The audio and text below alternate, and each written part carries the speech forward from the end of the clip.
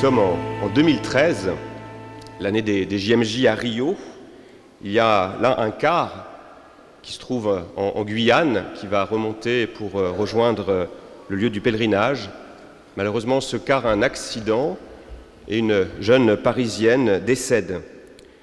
Là, nous sommes maintenant en 2014. Un car de pèlerinage, cette fois-ci, se rend à Lourdes. Il y a beaucoup de Philippins dans ce car. De nouveau un accident, un mort. 2017, plus récent encore, là nous sommes au Mexique.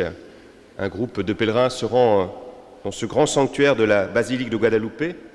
De nouveau un accident. 11 pèlerins décèdent, dont 3 jeunes. Ces 3 cas sont peut-être à mettre en parallèle avec ces Galiléens qui ont été massacrés alors qu'ils allaient se rendre au temple pour offrir des sacrifices au Seigneur. Toutes ces morts tragiques sont toujours pour moi et pour nous tous, j'en suis sûr, une grande source d'interrogation. Comment se fait-il que Dieu ne protège pas des hommes, des femmes qui ont le désir de se convertir, le désir de prier? Cela semble profondément injuste, incompréhensible. Incompréhensible parce que ces morts rentrent en contradiction avec un sentiment qui nous habite, une conception qui nous habite, celle de la rétribution. Nous avons toujours l'impression, au fond de nous, que Dieu nous donne à la mesure de ce que nous lui donnons, et cette récompense, certes, elle est spirituelle, mais dans une certaine mesure, elle doit être aussi temporelle. On doit, en quelque sorte, toucher, dès notre vie terrestre, les dividendes de tous ces efforts que nous faisons. Vous voyez, cette relation qui est un peu, en schématisant, un peu marchande, c'est quelque chose qui est profondément inscrite en nous. Et d'ailleurs, chez certains de nos frères évangéliques, ils en ont fait une théorie, la théologie de la prospérité. C'est ce qu'il dit: si tu te convertis, tu vas voir, tu vas aller beaucoup mieux. Tes affaires vont prospérer, ta vie familiale va s'en trouver considérablement améliorée. Alors c'est vrai, bien sûr, mais c'est vrai jusqu'à un certain point. Et donc, précisément, le risque peut-être le Seigneur aujourd'hui nous invite à mesurer, c'est de purifier notre foi, de nous convertir pour sortir de cette théologie de la rétribution. Et pour cela, il faut d'abord prendre conscience qu'elle est fondamentalement ancrée en nous. Souvent, quand nous venons prier, quand nous avons ces messes, ces sermons parfois un peu longs, on se dit, le Seigneur, il va pouvoir me donner un petit peu le crédit de ce que je fais. Notre prière, elle est toujours un peu intéressée. C'est souvent dans les difficultés que l'on se tourne vers Dieu. C'est ce que je dis toujours, pour nos cierges, le temps béni pour récupérer le maximum d'argent pour les cierges, c'est juste avant les examens. Alors avant les examens, alors là, il y a une multitude de cierges qui sont mises, parce qu'on souhaite en quelque sorte un petit peu acheter le Seigneur. On est tous comme cela. Moi, je n'ai jamais autant prié, je n'ai jamais été aussi pieux que quand j'ai passé mes concours. Voilà. Et il y a un très beau sermon que j'ai trouvé sous la plume de Marcel Pagnol, dans Manon des Sources, qui le redit. Marcel Pagnol a écrit beaucoup de sermons dans ses livres. Le curé joue souvent un rôle fondamental. Et comme Marcel Pagnol n'était pas toujours sûr de sa théologie, il prenait toujours soin de faire relire ses textes par le supérieur des prémontrés. Donc c'est la bonne doctrine, ça a été validé par le supérieur des prémontrés. Et là, donc, c'est dans Manon des Sources, nous sommes dans une période de sécheresse. C'est très mauvais pour les légumes, la sécheresse. On est dans le sud de la France, on n'est pas en Bretagne. Donc voilà, beaucoup de soleil, pas de pluie. Et le curé se rend compte que plus la chaleur s'installe, plus il y a de monde à sa messe. Et voilà. Alors il dit, et donc, sermon du curé: allez, le bon Dieu, il n'est pas naïf. Il sait bien que vous êtes là parce que la source ne coule plus.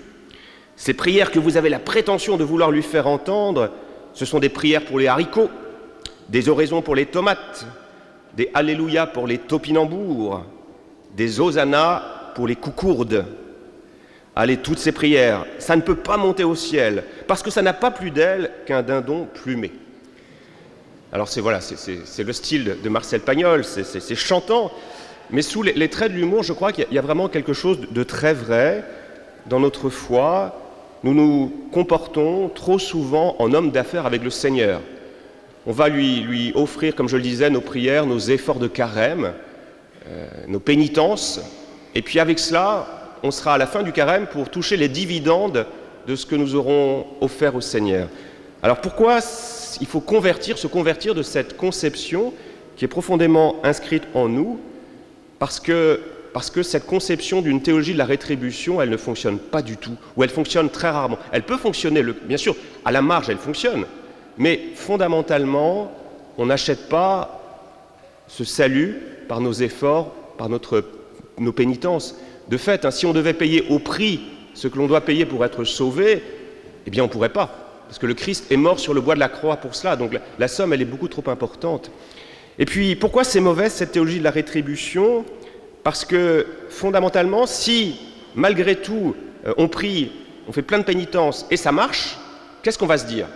On va se dire que le fruit que l'on obtient ne vient pas forcément de Dieu, mais vient de nos efforts. Vous voyez, on peut facilement sombrer dans une forme d'orgueil, se dire, moi je pourrais me dire, par exemple, s'il y a beaucoup de fidèles à Sainte-Jeanne d'Arc tous les dimanches, c'est que ça vient de moi. Et si je fais ça, ben voilà, je sombre dans l'orgueil. Non, donc si on pense par toutes ces pénitences réussir, eh bien dans une certaine mesure, ce sont nos efforts qui nous sauvent, c'est plus Dieu. Ça a été un peu le piège des cathares que saint Dominique a combattu, que vont devenir les pécheurs, parce que ces cathares pensaient se sauver par leurs propres efforts. Et si on pense se sauver par nos propres efforts, dans une certaine mesure, on n'a plus besoin de Dieu. Donc première raison, c'est que si ça marche dans nos vies, on va sombrer dans une forme d'orgueil. On va dire « c'est moi », de la nécessité vraiment de se convertir. Deuxième raison pour laquelle il faut sortir de cette théologie de la rétribution, c'est que très souvent cela ne fonctionne pas. Je vais vous interroger, je vais vous donner le cas d'un homme qui a vécu scrupuleusement dans l'obéissance au commandement de Dieu. On ne peut pas faire plus obéissant que lui. Une bonté infinie, une parole à chaque fois réconfortante, et pourtant ça a mal fini pour lui. C'est qui ? Anna. C'est qui ? Thibaut. C'est Jésus. C'est Jésus, c'est le Christ. S'il y a un modèle de perfection, c'est fondamentalement Jésus. Il a offert tous les sacrifices possibles et imaginables au cours de sa vie terrestre. Il a suivi tous les commandements. Pas un iota de la loi n'a pas été respecté par lui. Et donc, si on est dans la théologie de la rétribution, qu'est-ce que ça veut dire ? Il doit être complètement béni de Dieu. Et comment il finit ? Sur le bois de la croix. Vous voyez, cette théologie de la rétribution, elle n'est pas bonne parce qu'elle ne fonctionne pas. Et quand elle ne fonctionne pas, quand malgré tous nos efforts, malgré tous les cierges que l'on a pu mettre devant les représentations, devant les icônes, malgré toutes les prières que l'on a pu offrir au Seigneur, si ça ne marche pas, qu'est-ce qu'on va faire ? On va peut-être sombrer dans une forme de culpabilité. C'était tout le discours des amis de Job. Vous savez, Job, c'est celui à qui tous les malheurs tombent dessus, et ses amis lui disent c'est que tu as bien fait une faute. Regarde dans ta vie, ce qui t'arrive, c'est une punition de Dieu. Donc recherche ce que tu as pu faire au bon Dieu pour en arriver là. Vous voyez, dans une forme de culpabilité qui risque de tomber sur nous.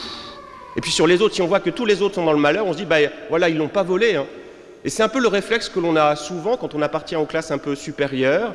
Quand on regarde les pauvres, on se dit, s'ils sont pauvres, c'est qu'ils ont quand même une part de responsabilité. C'est qu'ils n'ont pas autant travaillé que nous. À l'école, ils n'ont pas travaillé, moins travaillé que nous. Donc on est quand même un peu supérieur à eux. Et puis nous, ce qu'on a, on le mérite parce qu'on a travaillé, on a bossé. Et donc c'est normal. On touche le dividende de ce que l'on a fait. Vous voyez, donc la culpabilité, le jugement sur les autres. Et parfois, quand on est soi-même, quand il y a plein de malheurs qui nous tombent dessus, on prie, et puis si les malheurs continuent, qu'est-ce qu'on va faire ? On va tout envoyer balader en disant « À quoi ça sert finalement de prier ?» J'ai multiplié, j'ai offert une multitude de messes, j'ai multiplié les chapelets, j'ai vraiment... Et ça ne marche pas. Donc ce Dieu, ça n'existe pas. Donc j'envoie tout balader. Vous voyez, cette théologie de la rétribution, elle est pas juste, elle est mauvaise. Alors c'est pour ça que le Christ nous invite à nous convertir. Alors à nous convertir à quel Dieu ? Alors 2 idées pour conclure très rapide. La première, c'est de réfléchir sur ce que c'est que le salut. Qu'est-ce qui nous sauve ? Est-ce que c'est la réussite ? Quand on regarde le Christ, je le dis souvent, est-ce que c'est la réussite de la mission de Jésus qui nous sauve ? Alors oui, c'est sa réussite, mais qui n'est absolument pas une réussite humaine. À vue humaine, Anna, qui ne m'écoute plus, est-ce que Jésus a réussi à vue humaine? On va donner une analogie, hein. Tu viens pour sauver tes amis, vraiment tu es la plus juste avec eux, et tes amis t'envoient balader. T'as réussi? Ben non, t'as pas réussi. Donc Jésus, à vue humaine, d'être cloué sur le bois de la croix, il a complètement raté. On est d'accord? Il est venu sauver les hommes, et que font les hommes? Ils le mettent sur le bois de la croix, il lui dit on n'en veut pas, on veut pas de toi. On préfère sauver un misérable plutôt que toi. Donc, ce n'est pas la réussite qui nous sauve. Donc, qu'est-ce qui nous sauve en Jésus-Christ? C'est sa confiance et sa fidélité. Vous voyez, la conversion, c'est ça, nous dire que ce qui sauve, ce n'est pas notre réussite matérielle, c'est fondamentalement la confiance, notre foi, notre fidélité au Seigneur et à nos engagements. C'est ça qui nous sauve. Pourquoi Dieu a ressuscité Jésus? Parce que sur la croix, il a vu un cœur complètement fidèle. Et parce qu'il a vu cette fidélité, il l'a ressuscité. Vous voyez, on n'est pas dans le marchandage, on est dans une fidélité. Je continue à prier, je continue à combattre la tentation de tout envoyer balader, de tout pour désespérer.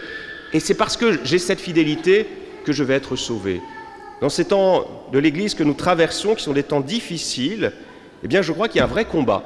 C'est là encore le combat de la fidélité, le combat de l'espérance, de ne pas se décourager, de ne pas se désespérer. Et je pense que si nous avons cette fidélité, si nous avons ce courage de ne pas baisser les bras, eh bien nous vivrons, notre Église vivra un temps de résurrection. Mais il faut qu'elle traverse cette épreuve, qu'elle accepte cette épreuve. Et ça, c'est un enjeu terrible, un enjeu difficile. C'est la fidélité, la confiance qui sauve. Et puis, dernière idée dans notre conversion, c'est de nous dire que le Seigneur ne veut pas que nous entretenions avec lui une relation marchande. Il y a une belle histoire, c'est l'histoire d'une mère de famille. Ça se passe dans l'Europe du Nord. Son fils est quasiment presque mort, et ce fils, dans ses dernières volontés, lui dit « Voilà, j'ai un dernier désir, je voudrais manger une grappe de raisin. » Le problème, c'est que nous sommes dans une saison où il n'y a pas beaucoup de raisins, il n'y en a même pas du tout, et cette femme a repéré que dans les serres royales, qui sont chauffées, eh bien là se trouvent des magnifiques grappes de raisins. Alors elle va voir le jardinier royal et lui dit « Pourrais-je vous acheter juste une grappe de ce raisin? J'ai de l'argent. » Donc elle sort ses billets, et là le jardinier les conduit en disant « Allez-vous-en !» Donc elle retourne chez elle, elle est toute déçue, elle se dit « C'est peut-être que je n'ai pas mis assez d'argent. » Donc elle va faire le tour de tous ses amis pour récupérer le maximum d'argent, pour pouvoir se procurer cette grappe de raisin, et pour pouvoir donner ce dernier plaisir à ce fils aimé. Alors comme elle a beaucoup d'amis, beaucoup de personnes se sont mobilisées, donc elle a une somme conséquente, et là elle va voir de nouveau le jardinier royal en lui disant « Voilà, la fois dernière je m'excuse, je suis arrivé avec trop peu d'argent pour pouvoir vous acheter cette grappe de raisin, là j'en ai beaucoup plus, tenez. » Et de nouveau, le jardinier royal éconduit cette femme de manière pas du tout aimable. Alors elle est en pleurs, elle va partir, et là elle voit un homme très bien habillé qui s'approche de cette femme et lui dit « Vous savez, notre jardinier a eu raison. Je suis le fils du roi, je suis le prince héritier. Vous savez, notre roi n'est pas un marchand. Il n'a que faire de votre argent.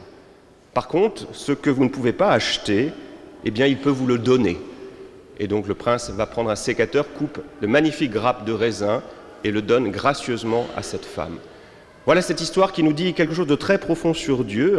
Dieu, on ne l'achète pas. Il ne s'achète pas. Il veut se donner à nous, tels que nous sommes, avec nos imperfections, avec nos fragilités, avec nos faiblesses. Il attend juste que nous nous convertissions à cela pour pouvoir l'accueillir.